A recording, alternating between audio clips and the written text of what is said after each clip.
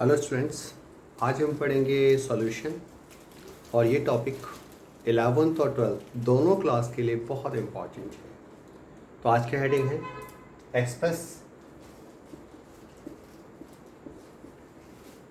The concentration of solution. किसी भी topic को पढ़ने से पहले वास्तविकता में समझ लेना चाहिए कि हम पढ़ने क्या जा रहे हैं। तो हम क्या पढ़ने जा रहे हैं? हम पढ़ने जा रहे हैं how solution measure by concentration. फिर से बात आ गई कंसंट्रेशन, तो मैं समझ में नहीं आता वास्तविकता में कंसंट्रेशन है क्या। फिर से वही बात है, सॉल्यूशन है क्या। अच्छी तरह से हम सबको पता है, इतना तो बेसिक नॉलेज है कि सॉल्यूट और सॉल्वेंट दो चीज़ों को मिलाने के बाद तब जाके कहीं सॉल्यूशन बनता है, और सॉल्यूशन एक मिक्सचर होता है। किसका मिक्सचर है? सॉल्यूट और सॉल्वेंट का। ध्यान रखना है कि सॉल्यूशन के अंदर सॉल्यूट और सॉल्वेंट के बीच में कोई बॉन्ड फॉर्मेशन, कोई केमिकल बॉन्ड फॉर्मेशन नहीं होता। ये दोनों सिर्फ प्रेजेंट होते हैं। आप चाहें तो इनको आसानी से सेपरेट कर सकते हैं किसी भी फिजिकल प्रोसेस के थ्रू। बट मुझे यहाँ पढ़ना है हेडिंग क्या? Express the concentration of solution. जो ये सॉल्यूशन बना है इसके अंदर सॉल्यूट कितना परसेंट है, सॉल्वेंट कितना है। परसेंट के अलावा भी बहुत सारे मेजरमेंट पॉसिबल हैं।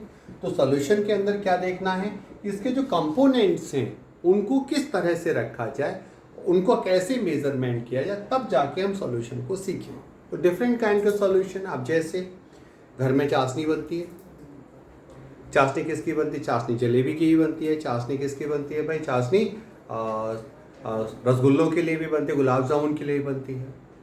और मम्मी से पूछना अपनी, क्या चाशनी जो जलेबी के लिए बनाई या चाशनी जो रसगुल्लों के लिए बनाई, क्या वो एक ही जैसी चाशनी होती है? भाई देखा जाए तो दोनों सेम है। दोनों का सॉल्यूट क्या है? शुगर है। दोनों का सॉल्वेंट क्या है? वाटर है। दोनों शुगर और वाटर का ही सॉल्यूशन। घर में शरबत भी बनाते हो, शरबत में भी क्या करते हो?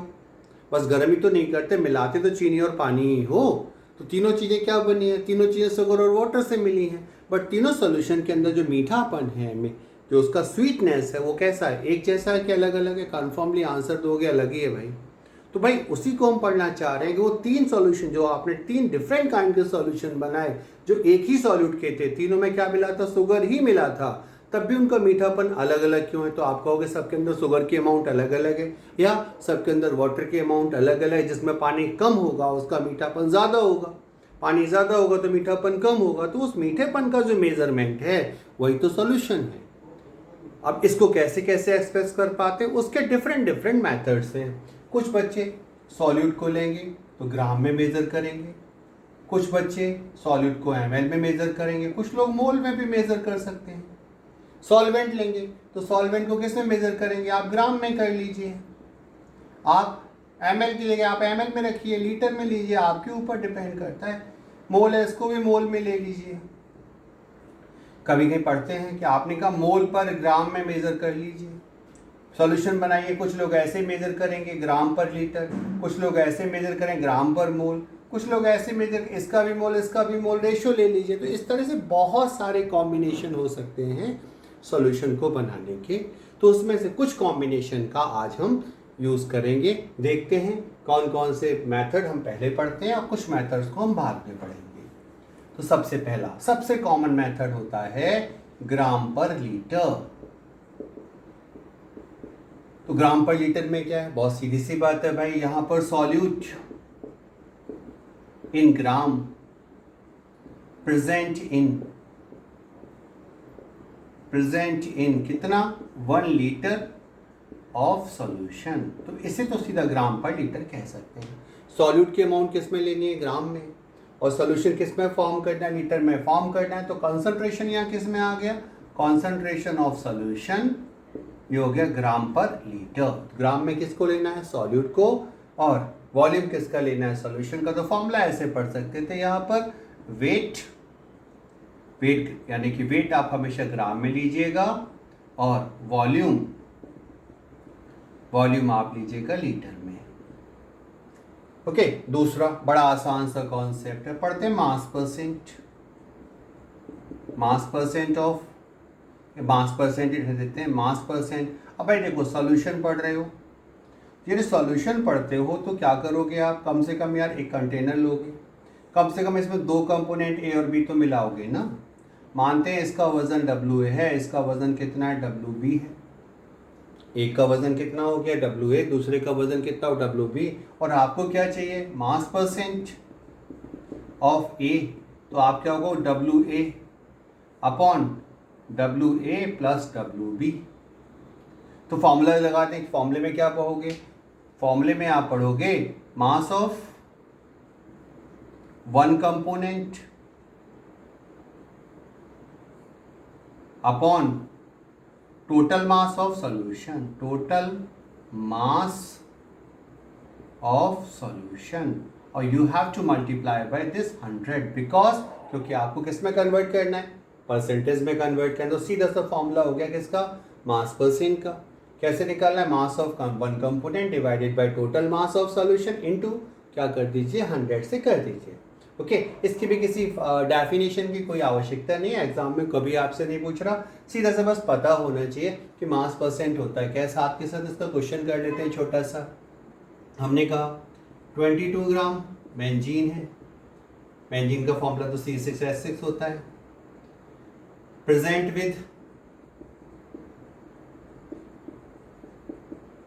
122 gram of carbon tetrachloride, find mass percent of किसका, मास परसेंट ऑफ बेंजीन मान लेते हैं। चलिए, तो इसमें क्या हो जाएगा, फॉर्मूला सीधा सीधा मास परसेंट ऑफ बेंजीन बराबर mass of benzene divide by total mass of solution, total mass of solution. अब देखो, बेंजीन तो एक है, तो टोटल मास का मतलब क्या हो गया, यानी कि आपको इसका वजन चाहिए और किसका वजन चाहिए, weight of benzene plus ClCl4, दोनों का मिला के चाहिए।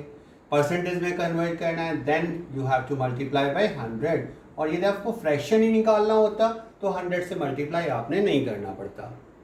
अब देखो ध्यान से, बेंजीन का मास कितना है 22, divide by 22 plus 122 multiply by 100, solve कर लीजिएगा। 22 divide by 144 into 100, answer dot dot dot dot dot, ये आप सॉल्व करिए, मेरा काम तो सिर्फ क्या है, फॉर्मूले समझा देना। एक और कर लेते हैं इसी का आगे, मास परसेंट का ही। हमसे कहा, क्या कहा, फाइंड क्या करना है, मास percent of carbon in CaCO3। चलिए CaCO3 तो बड़ा सिंपल सा हो जाएगा, मास percent of sulphur in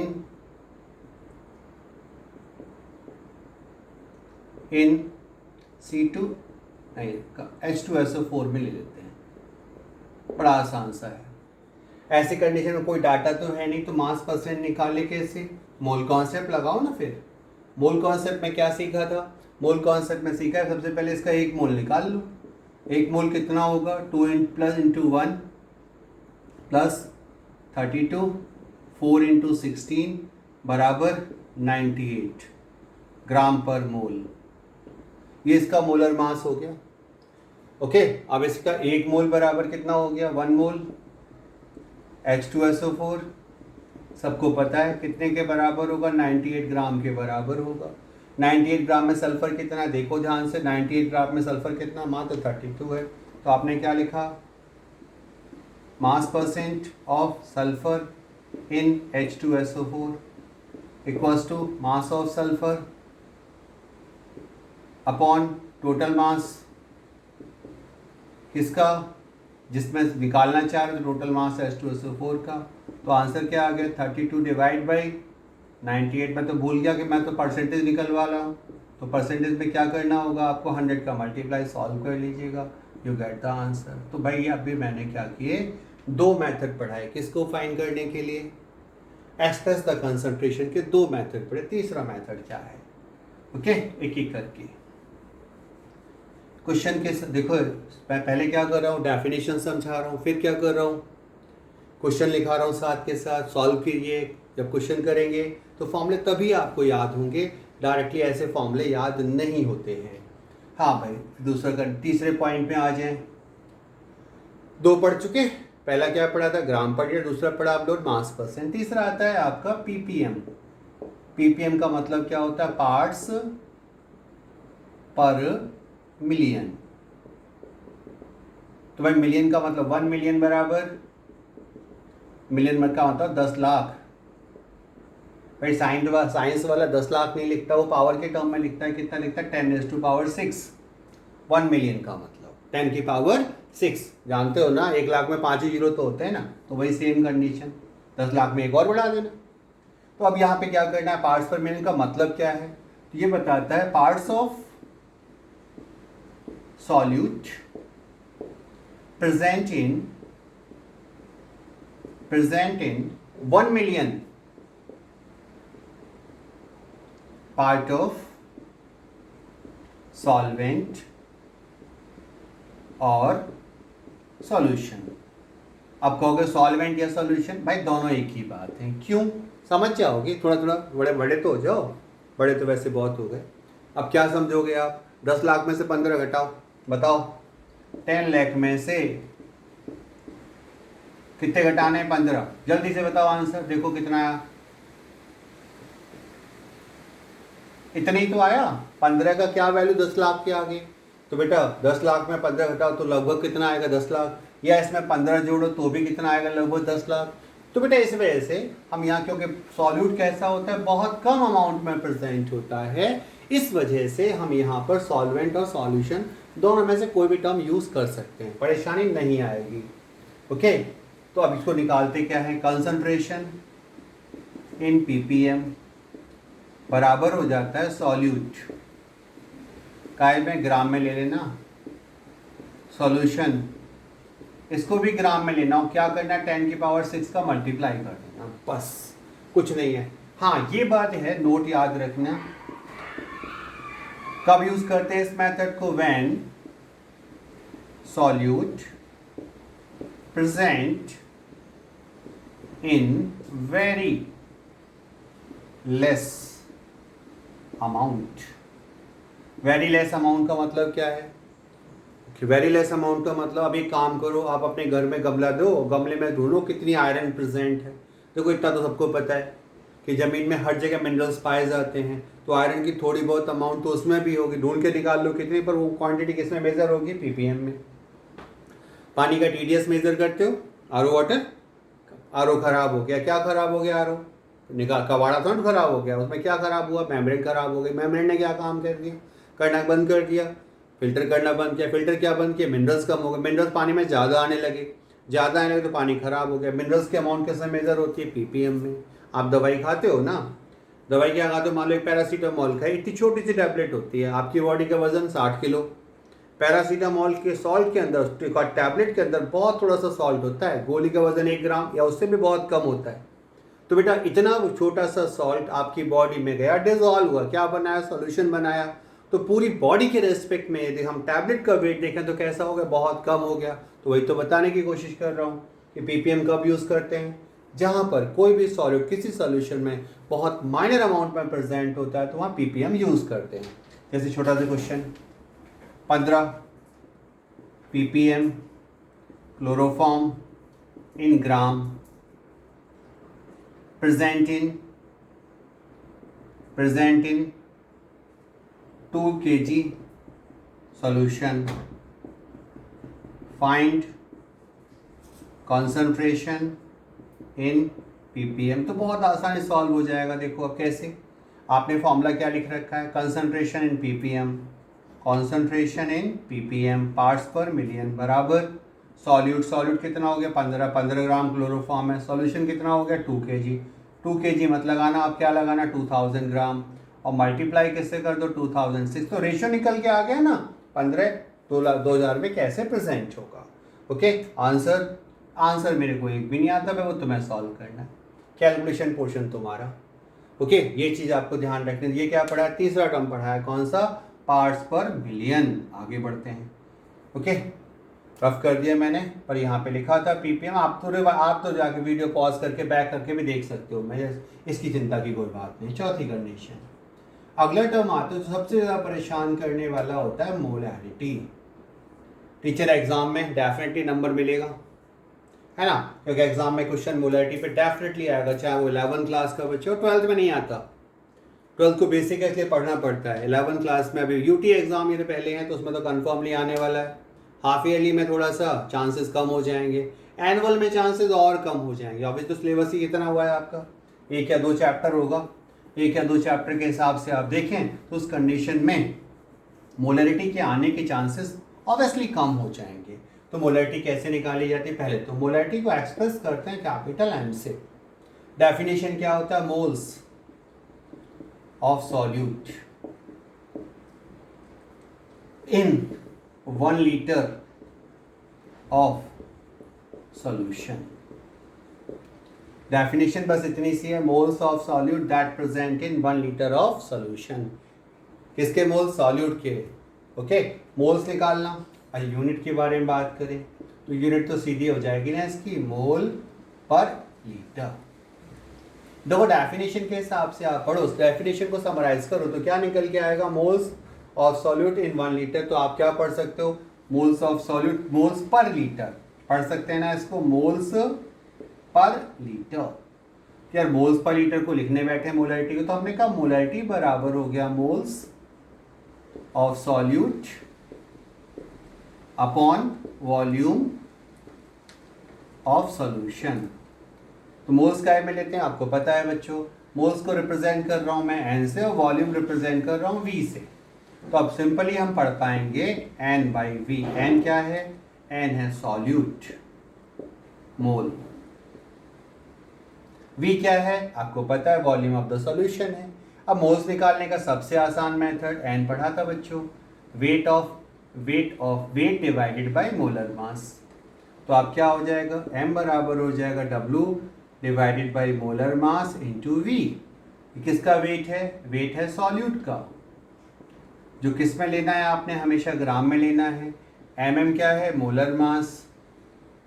molar mass किसका है? मोलर मास ऑफ सॉल्यूट है, तो ये भी ध्यान रखना है। वी तो आपको मैं ऊपर बता ही चुका क्या होता है, वॉल्यूम ऑफ सॉल्यूशन, वो भी किस में रखना है? Always in litre. तो इतना ध्यान रखिएगा।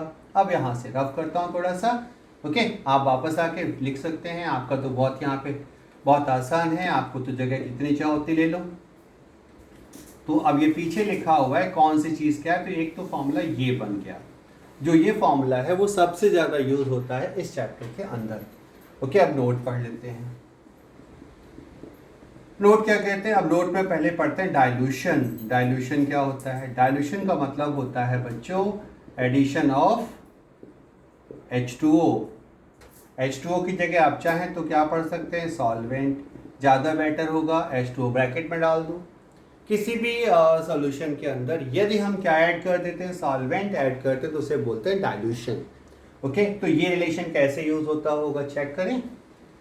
तो हमने वाटर ही रखा, हम वाटर को क्या मान के चल रहे हैं? वाटर तो एक सॉल्वेंट है, वाटर तो यूनिवर्सल सॉल्वेंट होता है वैसे भी, इतना तो सबको पता ही है। आपने कहा आपके पास 2 कंटेनर है, एक कंटेनर ये रहा, दूसरा कंटेनर ये रहा।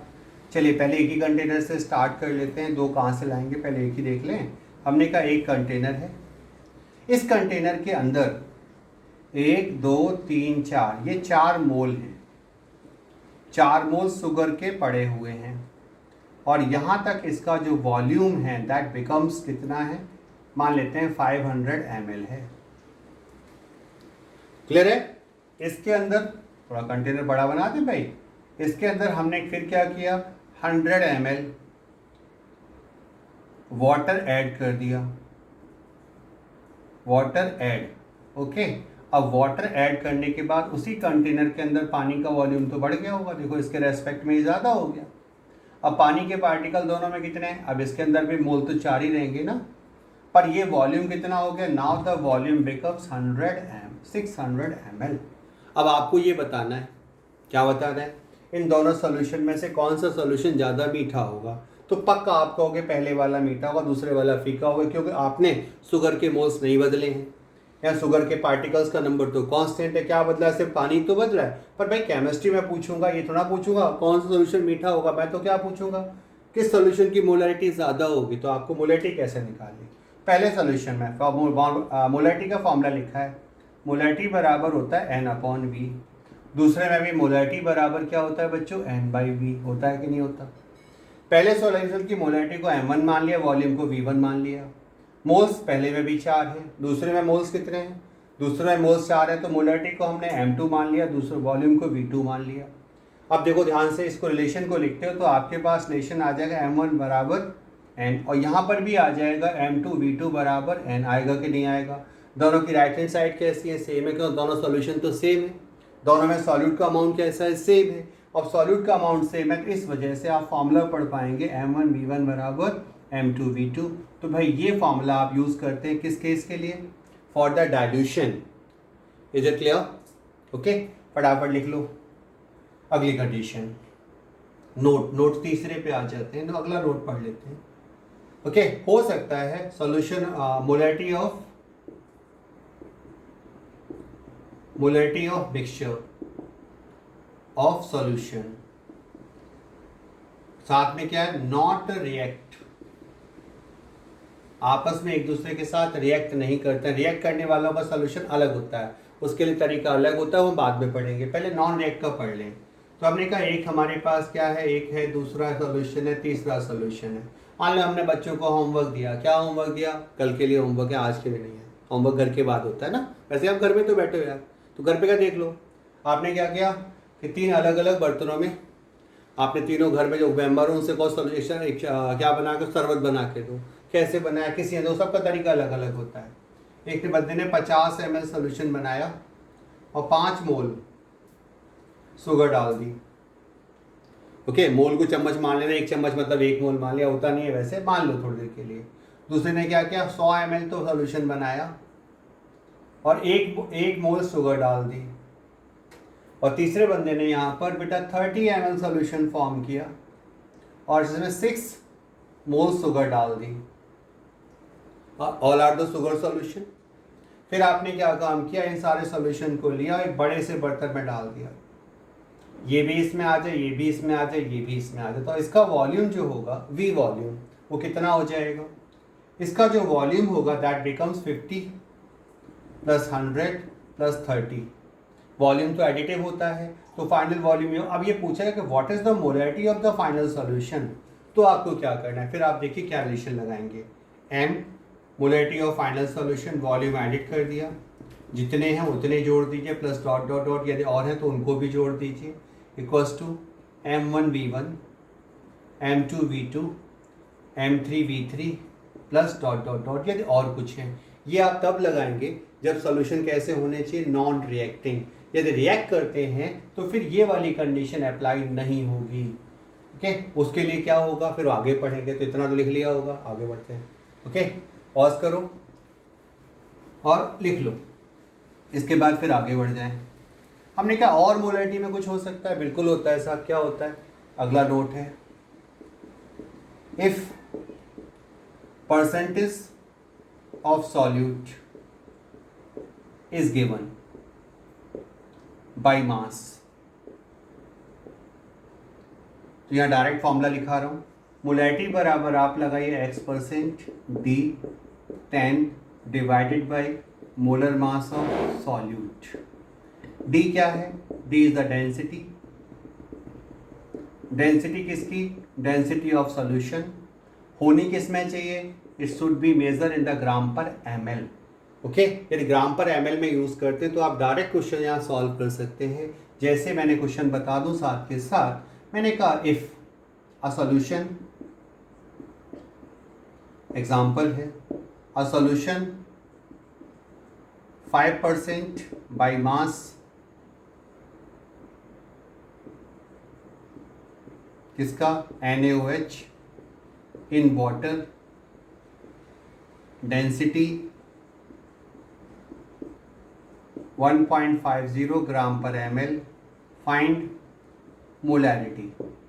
तो आपको बहुत ज़्यादा जाने की आवश्यकता नहीं, डायरेक्ट फॉर्मूले में वैल्यू प्लेस कीजिए, आप कहेंगे मोलैरिटी बराबर 5, x% की जगह पूरा परसेंट लगा दें जो दे रखी है। डेंसिटी 1.50, 10 कहाँ से आता है धीमे धीमे बताएंगे आगे। और मोलर मास NaOH का कितना होता है 40, आप सॉल्व कर सकते हैं। NaOH का मोलर मास Na का 23 होता है, O का 16 होता है, H का 1। आप सॉल्व करेंगे आपको आंसर आ जाएगा, सॉल्व कर लीजिएगा। इस तरह से आप जब कोई परसेंटेज दिया हो तो आप इस तरह से ये वाला फॉर्मूला यूज़ कर सकते हैं। ओके, अगला पॉइंट पढ़ते हैं। कुछ और नोट हैं छोटे छोटे से। रिएक्टिंग वाला बाद में पढ़ाऊंगा, रिएक्टिंग वाला अभी नहीं पढ़ाऊंगा कि अभी इतना नहीं होता है। 11th के लिए नहीं है, वो सिर्फ 12th के लिए है, और 12th के अलावा वो कंपटीशन के लिए है। वो तब समझ में आता है बच्चों को जब बच्चों को बहुत सारे रिएक्शन की स्टिचियोमेट्री पूरी तरह से क्लियर हो जाती है।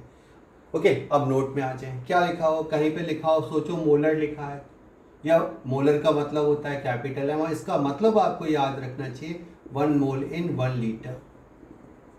हो सकता है कहीं जगह पर क्या लिखते हैं सेमी मोलर, ये सेमी मोलर लिखा है तो आपको याद रखना है कि मोलरिटी वहां पर m/2 यानी कि m बराबर 1/2 है। इसका मतलब होता है 0.5 मोल इन 1 लीटर। ऐसे ही डेसी डे का एसेक्ट्रा भी लिखा होगा, तो इन टर्म को एक बार ध्यान से रखिएगा ज़रूर, क्योंकि कभी कभी क्वेश्चंस में क्या होता है न्यूमेरिकल प्रॉब्लम्स में ये वर्ड दे देते हैं, वर्ड के बाद और कोई डाटा नहीं देते तो बच्चों को पता ही नहीं चलता कि मोलरिटी हमें गिवन है कि नहीं गिवन है। ओके, एक और चीज़, तो ये तो था थोड़ा सा मोलरिटी के बारे में। अब कुछ क्वेश्चन एक दो मोलरिटी के लगा लेते हैं जिससे कि मोलरिटी टॉपिक हमारा क्लियर तो हो जाए। बाकी का टॉपिक मोलरिटी रह जाएगा, मोल फ्रैक्शन रह जाएगा, वो आगे वाली क्लास में करेंगे। हमने का क्वेश्चन क्या है, एक एग्जाम्पल डिस्कस किया, बहुत छोटा सा एग्जाम्पल है। हमने कहा 3M H2SO4 aqua solution, find mass of H2SO4 in solution। अब ऐसे क्वेश्चन को कैसे सॉल्व करें, देखिए ध्यान से। H2SO4 जिसका मोलर मास आपको ऑलरेडी पता होगा, नहीं तो निकाल लीजिएगा, 98। मोलैरिटी कितनी है, मोलैरिटी 3 दे रखी है। और क्या है वॉल्यूम, वॉल्यूम नहीं दे रखा, नहीं दे रखा है, सॉल्यूशन की डेफिनेशन पढ़िए। मोलैरिटी क्या कहती है, moles of solute in 1 litre. तो बेटा जिस जगह पर वॉल्यूम ना दिया जाए, अंडरस्टूड है कि वहाँ पर आप वॉल्यूम कितना मान लेंगे, 1 लीटर मान लेंगे। अब क्वेश्चन बड़ी आसानी से सॉल्व हो जाएगा। जो पहला फॉर्मूला आपने पढ़ा था, मोलैरिटी बराबर W upon molar mass into volume. Molarity question में 3 है, W आपको पता नहीं, मोलर मास 98 है, वॉल्यूम कितना है 1 लीटर है, तो W बराबर आ गया 98 मल्टीप्लाई बाई 3 ग्राम्स। ओके, बड़ा आसान सा क्वेश्चन था। फिर देखिए ध्यान से, अगला क्वेश्चन है, एग्जाम्पल दूसरा डिस्कस करें, न्यूमेरिकल प्रॉब्लम से। फिर क्या डिस्कस किया, बहुत छोटा सा क्वेश्चन लिया हमने कहा हमारे पास 20 ml 5M H2SO4 कुछ भी ले लो, diluted by 80 ml, find molarity of final solution. तो कैसे करें आप सोचो ध्यान से। भाई क्वेश्चन को यदि आपने अंग्रेजी में पढ़ा है तो कृपया करके अंग्रेजी की जगह उसे केमिस्ट्री में पढ़ना है स्टार्ट कीजिए। जब केमिस्ट्री में पढ़ेंगे तो आपको समझ में आएगा कि एक आपके पास कंटेनर है जिसमें 20 ml और 5 मोलर H2SO4 भरा हुआ है। इसमें ऊपर से 80 ml पानी डाला गया, तो फाइनल वॉल्यूम ऑफ सोल्यूशन अब बिकम्स कितना हो चुका है, 100 ml हो चुका है, और इसकी मोलरिटी क्वेश्चन मार्क है। तो आपको खुद क्लियर हो गया कि कौन सा टॉपिक हो गया, ये टॉपिक किसका है, डाइल्यूशन का। तो डाइल्यूशन के टॉपिक को कैसे सॉल्व करते हैं, M1V1 बराबर होता है बच्चों M2V2। M1 की वैल्यू कितनी है पहचानिए, M1 हो गया 5, V1 हो गया 20, M2 पता नहीं, V1 कितना हो गया 100, V2 हो गया 100। M2 आप सॉल्व कर सकते हैं, कितना है 20 5 100, 100/100 आ रहा होगा, तो आंसर तो 1M आ ही जाएगा ना। तो ये क्या था, express the concentration of solution, किस में क्या, डाइल्यूशन के साथ में। एक और क्वेश्चन लेते हैं।